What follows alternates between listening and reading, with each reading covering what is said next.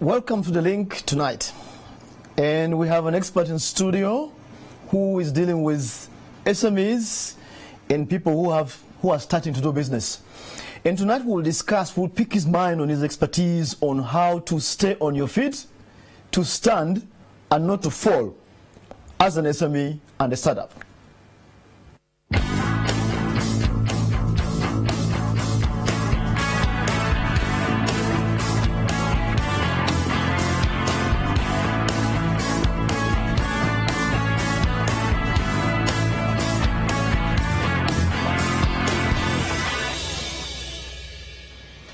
Welcome back.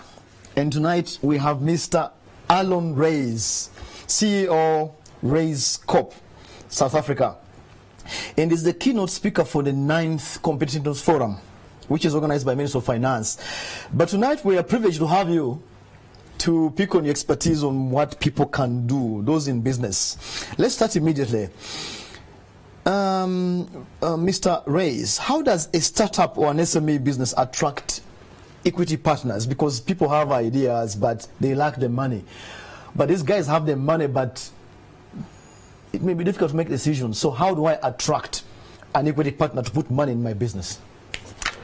Thanks, Sam. Thanks for having me on the show. So it's an interesting question, and I get that a lot. So let's start off by the fact that maybe you don't need money.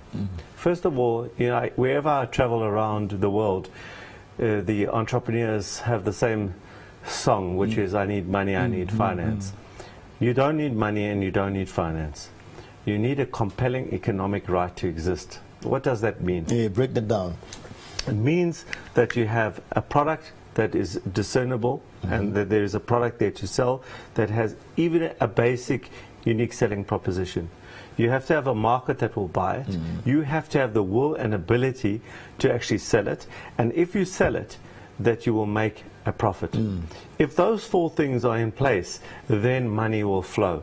So when people go and entrepreneurs say that they want finance, they actually go to a financier, they're going to ask, well, how does this thing make money? Whether it's an equity partner or a bank manager or whomever, friends, fools and family, whoever's going to lend you the money is going to try and answer that question. And entrepreneurs make the mistake, in my opinion, of actually focusing so much on the money and not on getting a compelling economic right to exist. I call it CERTE, C-E-R-T-E, compelling economic right to exist. Once you've got that right, money will flow. So does it mean we write down that stuff fast? Yeah, what it means is that you can't start, for me, you can't start a business without getting that right. And you no doubt you will have, just like in every country, this concept of a business plan. I've written a book called Lose the Business Plan. I do not believe in business plans. 96% of businesses will fail within a 10-year period. Most of them within the first two years. That is a common thing. It's not a Uganda thing. It's not a South Africa thing. It's not an Angola thing. It's a worldwide phenomenon. And the ones that succeed, I've spent the last 20 years trying to understand what is the difference between the 4% and the 96% that fail. And one thing that comes up is some focus on getting value, creating value, and focused on that value, and the others are focused on a whole bunch of other things, including just trying to find the funding. Okay, let me zoom in a little bit because people are listening and writing down. Creating the value, what does that mean? Okay, so value, there's 2 concepts around value. The one concept about value is commonly associated value, and the other is what we call perceived value. So let's take if I'm thirsty now. So if you go to your grandfather and you say to your grandfather, you're going to pay $1 for a bottle of water, he'll say, you're crazy. It's, I can get it free. But many years later, everyone's using bottled water and it becomes a commonplace. So let's say how much, I don't know how much a bottle of water costs in Kampala. 1,000. 1,000, right? But what happens if you were in the desert, okay, and you were thirsty and there was no water? How much could I charge you? 10,000 perhaps. I could charge you $1 million, right? Yeah. You would pay it. The point is that there is no real value. It's only perceived value. When you understand that how that actually works and understand how people perceive value and how to create perceived value, that's when you actually start to make money. So it's understanding what's important to a client and how to deliver that at a profit. Okay.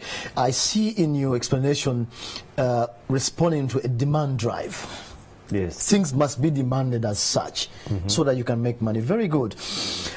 There's this whole idea of we have many youth who don't have jobs, and there's this entrepreneurship. Can everybody be an entrepreneur? So I often get asked the question, are entrepreneurs born or made? Yeah. Okay, so let's start off with I'll come to that just now. So the quick answer is no. Not everyone is entrepreneurial now. Yeah. Entrepreneurs are not born and they're not made, they precipitate. And there are 5 conditions that need to be in place for an entrepreneur to precipitate. And any entrepreneur that's listening right now will think I'm a magician because I'm going to list the 5 things that apply to them. Okay. Every entrepreneur out there knows that they saw an opportunity, or there was a crisis in their life, death, divorce, moved cities, or both. That's number 1. Yeah. Number 2, there's a tolerance for pain.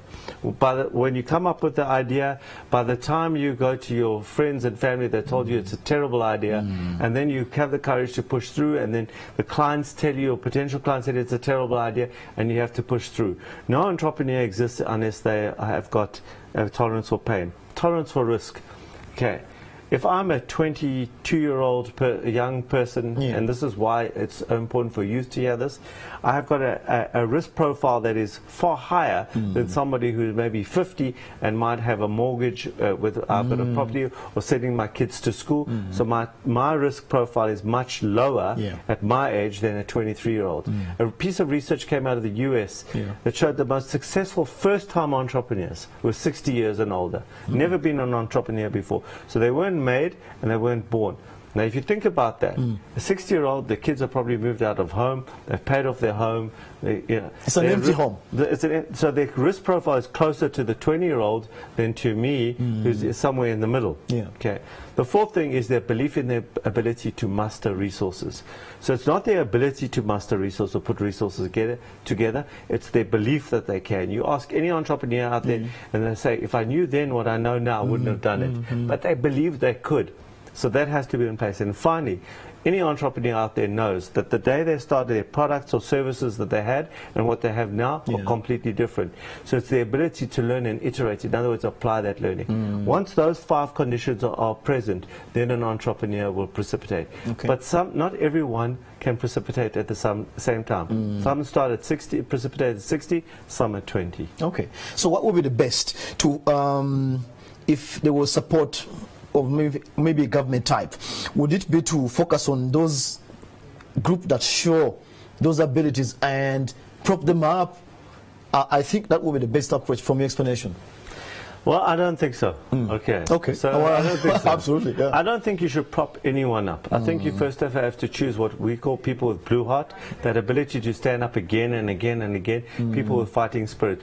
So people who apply to somebody like Race Corp, where we are, 1 in 5 meet our criteria, 1 in 20 will get through our selection process. Nowhere in that whole process do we ask for a business plan. We look at the individual's character. It's about the human being and their ability, we believe, to take their business to the next level. So for me, you have to choose the right people first. Once you've chosen the right people, and this is the mistake that a lot of business development service providers do, is they take anyone, the first 100, or maybe a cousin and a brother, you know, they bring, there's nepotism. The vetting process. The vetting process is not there. So once you've got the right entrepreneur, then it's about putting them in the right program.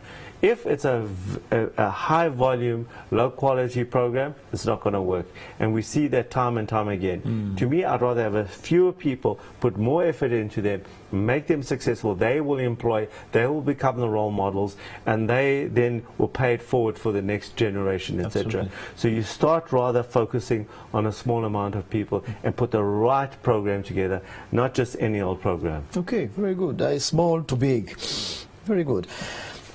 The enterprises, Alon, which survive all odds? again, it's, I know you earlier you said not odds, but okay, they survive many problems. A lack of finance and everything everybody complains about. Against all those, they survive. How come? Okay, so first of all, let's look at the success rate of entrepreneurs. 96% of businesses fail.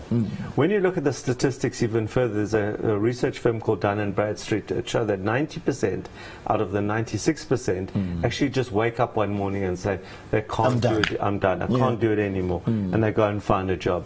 So they just give up, okay? So that's a very important piece. When you look at the research further, 87% of the 90% cite the fact that they don't have the right business skills or business management skills in place to carry on, and they just can't handle the pain of no cash flow, okay? So now we look at who is an entrepreneur. Okay, who is an entrepreneur and who's not? In my opinion, there are three types of entrepreneur. There's a survivalist, a lifestylist, and a growth entrepreneur. Okay. Survivalist now is the person, if you've got an X and Y axis, on the Y axis, I've got income, on the X axis, I've got desire to grow. Survivalist will just survive. Okay, make just enough money to survive. To be there. Right, lifestylists will make money, but they won't want to grow. Small little business, 3 to 4 people, that's it. They don't want to grow. Extremist or growth entrepreneur will start below the line, income line, and they will keep growing and growing and growing. And they want to see how big this thing gets before they die. That's the growth entrepreneur. Now, you as an entrepreneur need to, if you are one, now first of all, have to discern which type you are. Are you a growth entrepreneur? Are you a lifestyle entrepreneur? Or are you a survivalist? But here's the weird thing. The ones with the highest survival rate are the survivalists. The ones with the lowest survival rate are the growth entrepreneurs. One is not better than the other. But if you're a lifestyle entrepreneur, your focus should be on specialization. If you're a growth entrepreneur, your focus should be on creating systems and process that means that the business delivers the value and not you. So if I ask you now, who's the CEO of Coca-Cola worldwide? Most people probably don't know. I don't know. But they don't care. As long as they get their product at the right price, at the right time, at the right temperature, every time they want it, they don't care. The systems deliver. The system delivers, not them. That's a growth entrepreneur, focused on building that lifestyle. It's me delivering the value to you, you paying me money. Okay. And that's the problem with many family businesses. We just had a discussion the other day of why family businesses collapse. But let's move on now. Business incubation, you touched it a little bit. How can they make real impact to make businesses survive? Because some who have been incubated actually die after they leave the incubator. I'm so glad you said that. So I can't speak for others, but that is a big thing. I call it tame lions. So when they're in the incubation, they provide with all sorts of false economy. They don't pay normal rent. They get their Wi-Fi for free. Everything is free. And then when they go out in the real world, they cannot survive. These are tame lions. So for me, we were voted by, or we were in an article by The Economist last year, which said we're the only genuine incubator in Africa. And one of the reasons is that our entrepreneurs who leave us are actually not survive, they thrive. And I hate the word incubation. It's we're a prosperator, not an incubator. Who wants to? Incubator connotes weakness, illness. It's a little baby who's delicate. Entrepreneurs don't want that label. We are successful people. We are going to be successful. We're going to be millionaires. So I think the name is wrong. I think the process is wrong. And for me, we have an 86% of our businesses grow in excess of 40% per annum. Interesting. 95% of them grow. That means less than that. When you look at our alumni, people who are 5 years out, 93% of them are still in business, 5% have an additional business, and 3% have shut down. So it's important when you create this process that you are able then to ensure that you are not making the entrepreneurs dependent on your system, that they go out and thrive afterwards because they are enabled with process, confidence, their business model is right, they've got the support system, the network, etc., post leaving. That's very important. And the time doesn't allow us. I wanted to break it down more, but let's move on. To a little bit of policy, which sometimes the makers of policy are disconnected with the people. What's the best way to cure this issue? Because policy is an enabler. I agree, policy is an enabler, but I think many policymakers, not Uganda alone, but across the globe, not even Africa alone, across the globe, listen to rhetoric, listen to what everyone has said. If everyone's saying business plan, then it's business plan. If everyone's saying that it's finance, then it's finance. If everyone's saying it's whatever, they follow like sheep. To me, when you listen to entrepreneurs, they actually tell you what they need. And if you go past, if you listen below the surface, below I just need finance, they need other things. They need enabling policies. They also need stability in policies. They need to know, all entrepreneurs, you and I, if we know what the rules are, we'll work in the rules, and then it's equal. But if now the rules from government are this on one day and then they change the next day, then it makes it very difficult to navigate that. So what we really need not only is for government to understand deeply what is actually going on beyond the rhetoric of what they hear as best practice in America or Europe, which has no relevance to us here, right? So you mean they should ask?